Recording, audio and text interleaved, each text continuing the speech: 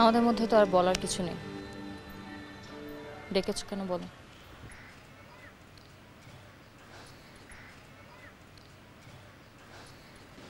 I'm sorry. Sorry বললে কি সব অপরাধের ক্ষমা পাওয়া যায়? তুমি আমার মন ভেঙেছো, আর মন ভাঙার কখনো কোনো ক্ষমা হয় না। উষি প্লিজ আমার কথাটা তো শুনবে।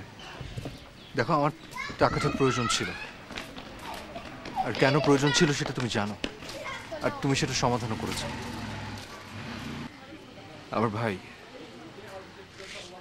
আমার ভাই আমাকে সেই ছোট্টবেলা থেকে নিজের সন্তানের মতো করে মানুষ করেছেন। শরী তার মেয়ে, ওর অপারেশনের জন্য অনেকগুলো টাকার প্রয়োজন ছিল। আমার ভাইয়ের মুখের দিকে তাকানো যাচ্ছিল না, কারণ আমরা কেউই টাকা জোগাড় করতে পারছিলাম না। ভাইকে দেখে মনে হচ্ছিল ও যেন ওই পরাজয়টা মেনে নিয়েছে। আমি আমার ভাইয়ের ওই পরাজিত মুখটা দেখতে চাইনি। আবার নিজেও যে কোথা থেকে ম্যানেজ করবো সেটাও পাচ্ছিলাম না। একবার ভাবলাম যে তোমার কাছে ধার চাই, কিন্তু পরে ভাবলাম এতগুলো টাকা আমি কি করে ধার চাইবো বলো।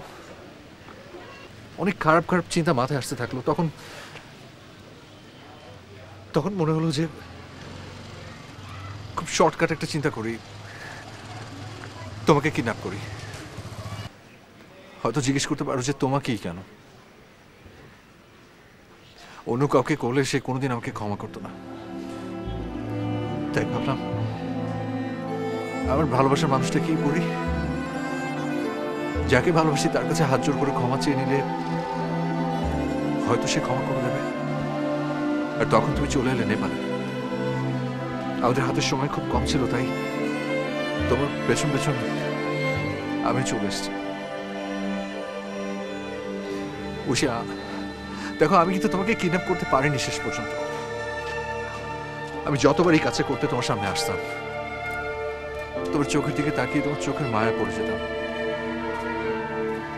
আর বারবার মনে হতো যে আমার এই ভালোবাসার মানুষটাকে আমি কি করে কষ্ট দেব, এরপর কি করে তার সামনে এসে দাঁড়াবো। আমি আজ তোমাকে ডেকেছি শুধু এই কথাগুলো বলার জন্য। আমাকে আর ভালোবাসতে হবে না, শুধু আমাকে ক্ষমা করে দিও প্লিজ। তুমি আমাকে জাস্ট একবার বলতে, দেখতে আমি ম্যানেজ করতে পারি কিনা। আর যাকে ভালোবাসি তাকে যদি আমি ক্ষমাই না করতে পারি,